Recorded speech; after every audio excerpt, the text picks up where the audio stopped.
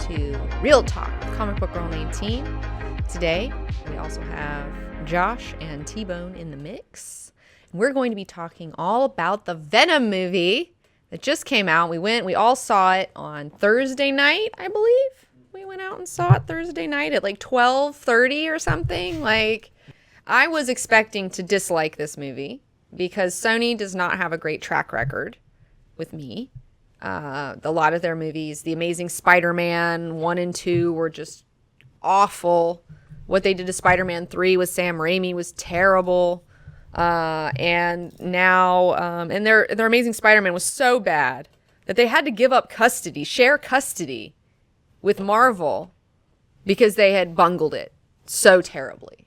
So terribly that they had to like cut in another company on the profits on this character because they had no idea how to make it work. Because they just don't know what the fuck they're doing. And so, I was like, okay, so Tom Holland, fast forward, we have Sony sharing custody of Spider-Man. Spider-Man's now in the MCU. We got a new Peter Parker. We all think Tom Holland's an adorable little cutie. Most of us, at least I do. And so I'm excited where that's going. But then Sony announces they're making a Venom movie. But it's not in the same universe as the MCU. It's a Sony movie. This is a different, I guess, universe. And I was like, how the fuck are you going to have a Venom movie and you don't have a Spider-Man? That doesn't make any sense. Like, that doesn't make any sense to me. That sounds like a terrible idea. And all the other stuff that they've done hasn't been that great. So, obviously, I didn't have very high expectations going into this. I didn't have very high expectations. I thought this was going to be trash. I was just ready for trash. I thought I was walking into, like, a DCEU slog of like dark and gritty, because I just assumed with this character Venom. Plus the reviews had already been at 20%. Oh, and the reviews were terrible that were coming in. I mean, the reviews are so awful. And like, I was just like, I was just like, this is going to suck. And then I watched it and it didn't take itself too seriously. It wasn't really dark and brooding and all the things that I was afraid it was going to be. And it surprised me in many ways. Now, would I say that the Venom movie is a good movie? No, that's not what I'm saying. Is it enjoyable? Does it have fun stuff in it that like makes it like worth it? Yes. There is a scene in there that makes the whole movie worth it. We'll talk about that in a minute. Just for this one scene, I was like, I got my money's worth. I totally got my money's worth. So yeah, I was shocked as anybody when I walked out of that movie really liking the Venom movie. I was just like, I thought this was great. Like But you realize. And I want another one. I want a sequel. You do? Yeah. But you realize you're in the minority because the majority of people who have already voiced their review were somewhat angry about it. In fact, there's been a lot of different takes on Venom. Well, I think that they wanted the dark and gritty thing that I didn't want.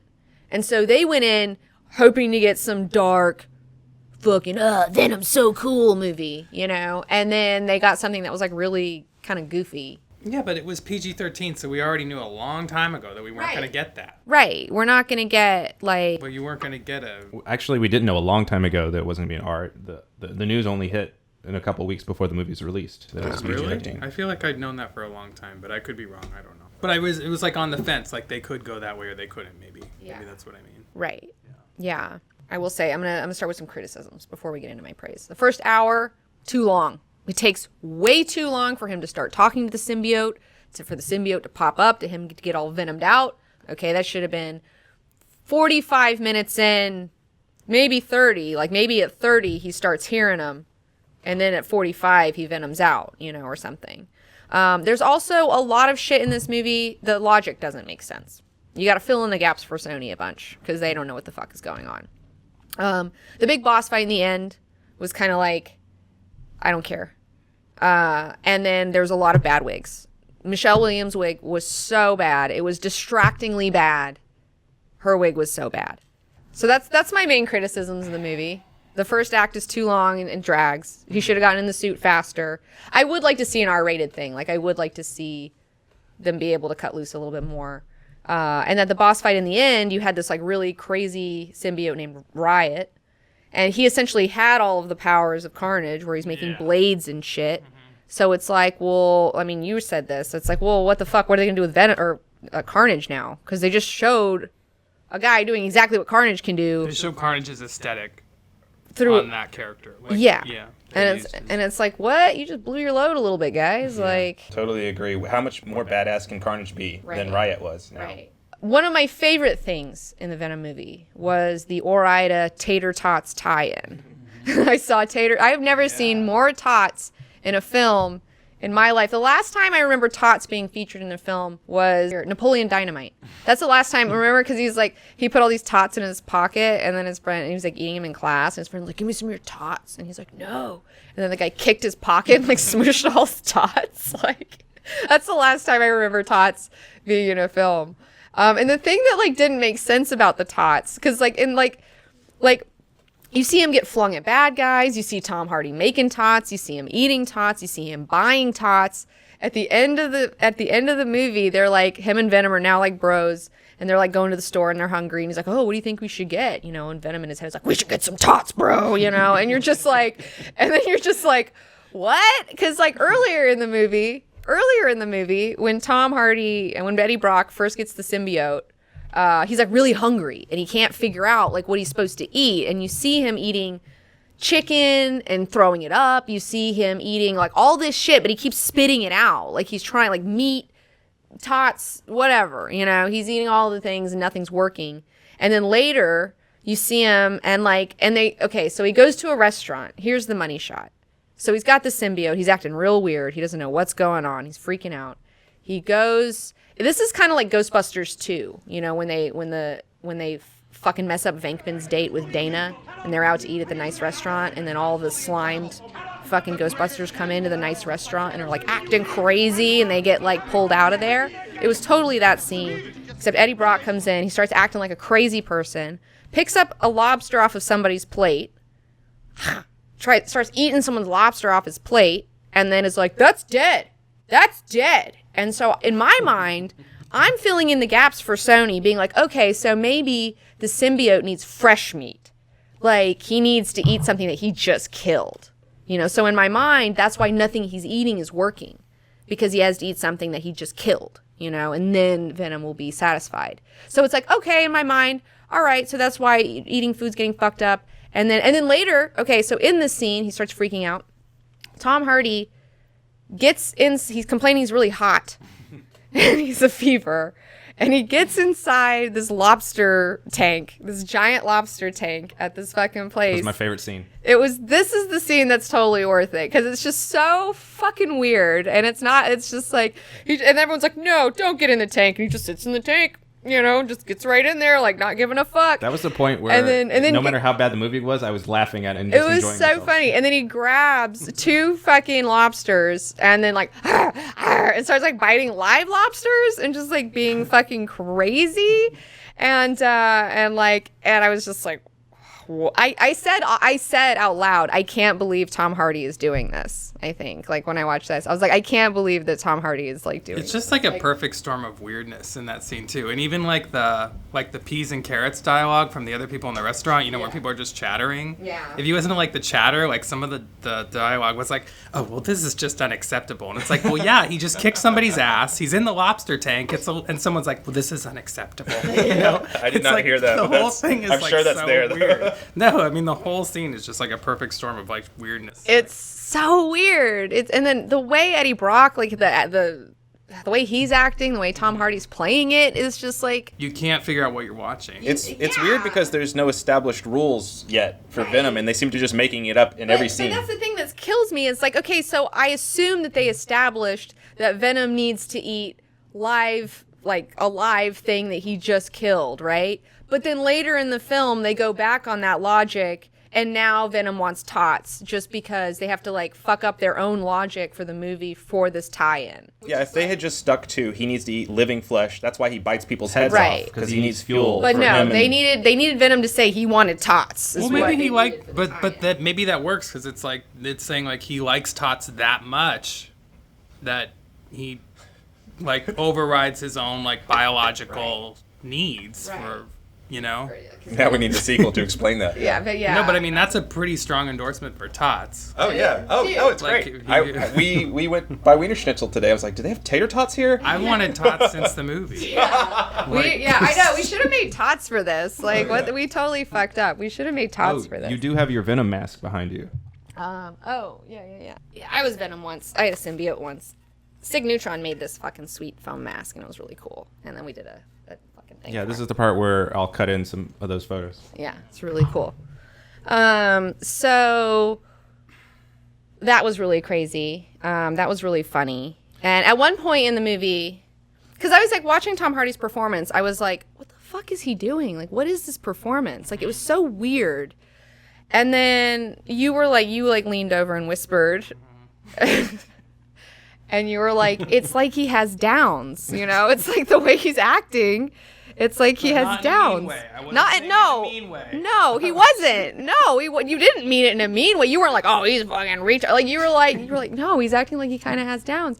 And then I was like, it kind of clicked into place where I was just like, maybe he read this script and was just like, I don't know, this script's kind of tarded, so I'm gonna play it that way, you know? Like because the way he would say things, like when he's on the motorcycle. And Venom does something really cool. The symbiote suit does something really cool. And he's like, whoa, that was really cool. And then he gets like the fucking bike knocked out from underneath him. And it's like the way he says, it's just like, once you realize that he kind of sounds like he has downs a little bit, like you can't, changes the whole movie. And then it becomes like really fun. Like, and then you're like, oh, okay, I see what this is. Like, okay. It was so funny. And like, the other thing that I really so I love Venom. I love the personality of Venom. He was super sweet.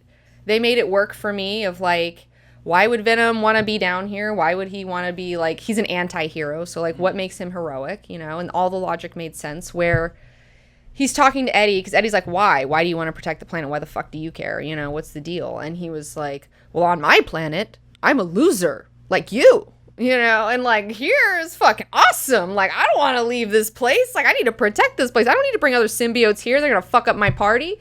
Like, and I was like, yes, like, I totally get that. Like, that makes total sense. And I like that he's self-aware enough to know that he's a loser and is honest enough to talk about it in a very candid way that I was like, yes. Because, like, it really reminded me, I found it really relatable, too. Because, like, growing up, I went to school at this like elementary school and this middle school like the whole way, and like I knew all these kids growing up, and they had all decided that I was like a crazy asshole and like nobody liked me, and I was kind of like everyone like made fun of me, and like I was bullied whatever.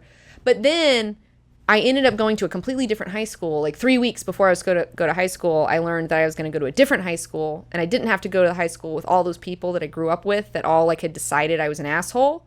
And I got to go to a whole new place where nobody knew who I was. And all of a sudden, I was fucking cool. You know, all of a sudden, like, everyone was fine with me. And there was no fucking problem. And I was like, hell yeah. Like, I get it. Like, I wouldn't want to go back. I was a loser if I went to that other high school. But at this high school, I'm a fucking cool guy. People think I'm from California. Like, it was fucking awesome. It was so sick. So I loved that. I thought that totally worked for me. Another thing I loved about Venom, one of the things that made me like him the most, was that he's in the car and he's talking to Eddie, and they're in the car with the girlfriend and the ex-girlfriend, Michelle Williams. They've broken up, and Venom advises his boy to apologize to her. He's like, you haven't apologized to her, because Eddie did fuck up her life. He looked at an email he wasn't supposed to look at from her work, and he used that in this interview that got him in trouble, got him fired, got her fired, broke up their whole relationship, and he never apologized for it. And Venom was like, no, you should give her an apology, and like advised him to do that. And I was like, that's fucking good, bro. Like, that's great advice. Like, how often do you see that? Like, never. I thought that was really fantastic. And also it was cute because later he also demands apologies. Like, Venom is very big on apologies. Like, if anyone calls him a parasite, like whenever he's called a parasite, it's like, no, I demand an apology. I want an apology.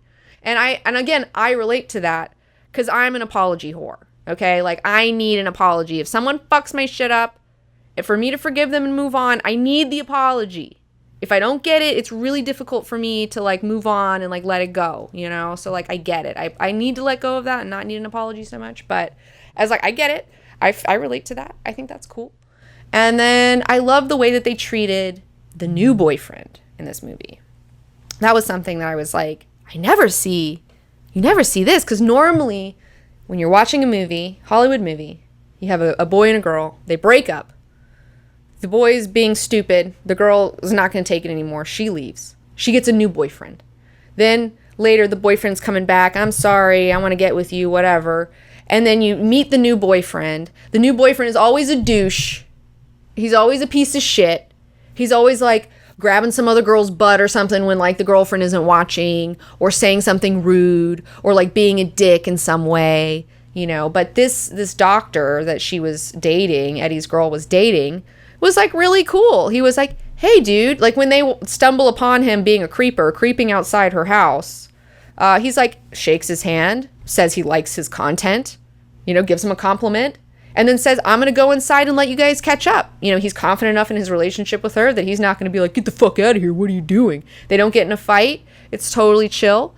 Later on, when Eddie fucks up their date, this guy is nice enough to socially cover for him and say, oh, he's one of my patients, he's just really sick.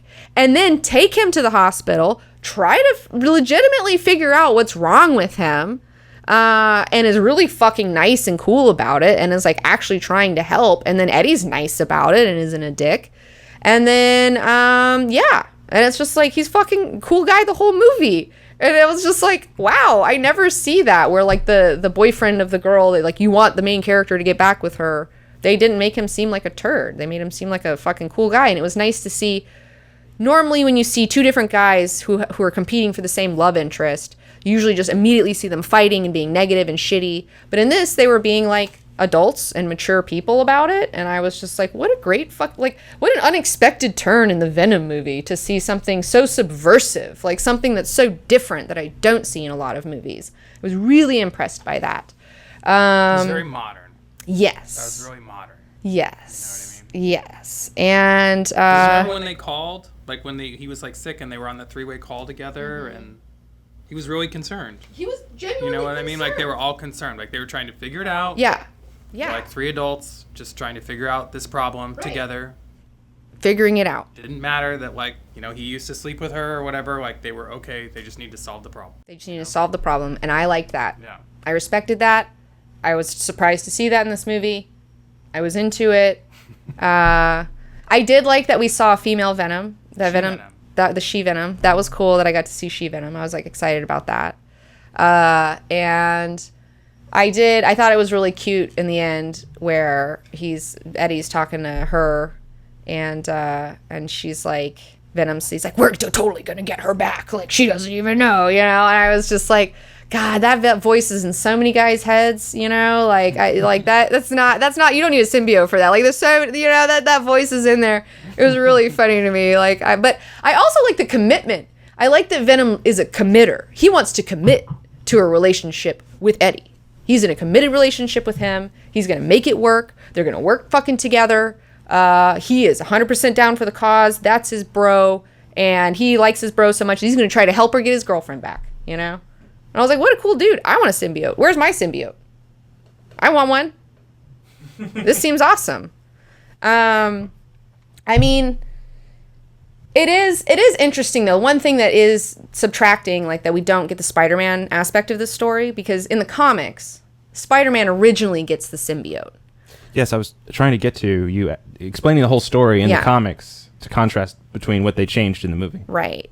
Like, so Spider-Man gets a symbiote suit first, and Spider-Man is obviously an enhanced human. So when the Venom symbiote mixes with him, it's like the Venom symbiote gets even more powers. You know, he's super powerful when he's hosted on this guy, right? But then Spider-Man rejects the Venom symbiote. And so like a woman spurned, you know, hell hath no fury than a woman spurned. This rejected lover of Peter Parker's goes to his number one hater, Eddie Brock, his number one competition hater, Eddie Brock, forms a relationship with him based on their mutual hatred of Peter Parker. And explain Eddie Brock for people that don't know real quick. He was just another reporter like another reporter type photographer guy, news guy. But like the thing that always killed me about Eddie that I didn't like him is because he was always like jealous of Peter. Like, Peter's got such a good life. And it's like, okay, how much of a loser are you if you're jealous of Peter Parker, who's like a total fucking social idiot, like who does not have his shit together in any way, shape, or form. So he's like he's just like, oh, Peter's always getting the great shots of Spider-Man and all this other stuff, and like, fuck him. And like, he was a hater. And so then they come together based on their mutual hatred of Peter.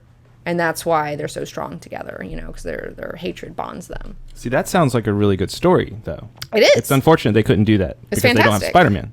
But instead, in this one, it's like we have a Indian Elon Musk guy who gets these symbiotes somehow and brings them back down from space. And then, and then Eddie gets all wrapped up in it because he's investigating him as a journalist, and then he gets a Venom, gets the symbiote through that. It was really interesting. I liked your observation that you were surprised that they blew up an Indian guy. He had an Indian guy villain, a brown villain, and then they had a white guy.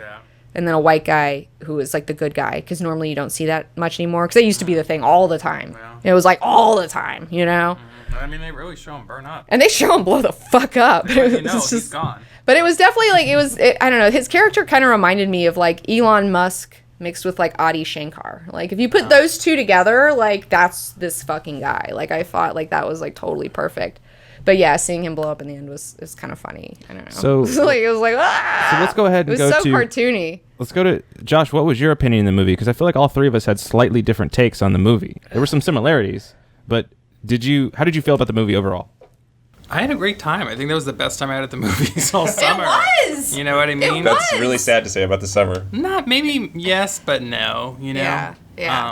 But I said to you on the car ride over, I was like, I think it's going to be good. And you're like, no, it's going to be terrible. It's going to be the one. And I was like, I've got like a nose for like so bad it's good. Yeah. And I think it's from like just growing up watching Lifetime movies in the 90s. Like I can spot a so bad it's good like a mile away. Yeah. And I just had a sense. I was like, no, I think this is going to be good. Yeah. Like I just think it's going to be good. Yeah.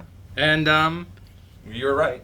It was, but it was like, there's also really good things about it too. Like, I didn't expect to see She-Venom at all. That was a great scene. Right. And I didn't expect to get that. Right. I didn't either. So, like, as opposed to, like, The Meg, where we went into that movie and got nothing we wanted to see. Yeah. And then this movie kind of gave us things that we didn't even know. I mean, I would never have expected they were going to... I mean, I knew Anne was in the movie, obviously, but I didn't expect they were going to do that. Yeah. I didn't think they were going to fit that in. Yeah. And it was a pretty cool scene. And weird, because like like kind of adding to the overall weirdness, because it's like it's kind of kinky because... It is kinky. One, it's like, okay, so is Venom kissing Tom Hardy now? Or Eddie Brock now, or it's like it's a three-way kiss now. It's a three-way kiss. Kind of, because he likes a three-way now. Because he likes Anne when he Venom tells Eddie when they first meet, he was like, "Oh, I really like her." Yeah. And he's the one that's really focused on getting her back because he's kind of already checked out. You know what this relationship is? Yeah. The Devil's Triangle. Totally. Yeah, it is the Devil's Triangle. Yeah.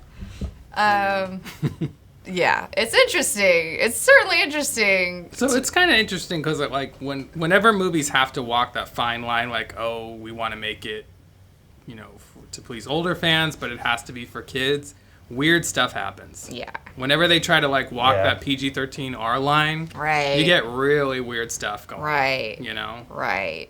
But I would have liked to see them like chew a head a little bit more. There's a couple heads that got eaten. Yeah, and you knew it happened, and it's like... But they cut away so fast. I want to see him, like, chew a little bit, because it's like, where does it go? But where does the head weird. go? The cuts were weird. They were, like, weirdly censored, where it was so fast that you saw nothing, and something happened. Mm-hmm. But I wasn't even sure if I saw a head get bit off or not. Mm-hmm. But then they say, I just bit a guy's head off. Mm-hmm. So, maybe it was... they had to tell you. Well, maybe, but it was weird from an editor's standpoint. It was weird because it was like, maybe they did have a version where they showed it, and then they cut back. Maybe there is an R-rated version out there. Yeah. In the editing room. I doubt they ever finished the special effects on. I mean, I don't know. I guess it's like, I know a lot of people were disappointed. I feel like I've seen enough horror movies in my life to where it's like I've seen that happen on screen before. So I'm okay with filling in the blanks myself. Yeah. You know, Yeah. I don't. But why did Sony let the rumors go on for so long that it was R-rated without squashing that, unless they intended for it to be R-rated once, Deadpool and Logan had done so well? And let everybody just get excited about that, and then tell them at the last minute, no, it's PG-13. Based on what was left in, and like the amount of lightheartedness, I can't believe that they ever intended it to be an R-rated movie. Oh, that's true. That's my guess is that they did at one point say, okay, let's make it R-rated. They shot R-rated material, possibly. And then once they got into editing, they realized how much it was a kid's movie. Because I don't think that Sony is completely competent enough in making movies to know what they've got until they shot it. When they got in the editing point and they're like, this doesn't work because we've got a total kid's tone. I mean, that the Elon Musk guy, like it's very silly. It's just like the Sony cartoon, and these people made the cartoon show. Or at least A.V. Arad produced the cartoon show. So he's just repeating that here. Yeah. I think that it was R-rated for a minute, and then they realized it was weird and it doesn't work, and then they went back to PG-13. Yeah. The rest of this video is continued in Venom Part 2. If you liked my Venom cosplay photos, just wait till you see my Not Safe for Work calendar 2019. The calendar is now on pre-sale at comicbookgirl19.com. The calendar includes body paint cosplays of Dr. Manhattan and Dark Phoenix, as well as a lewd Cthulhu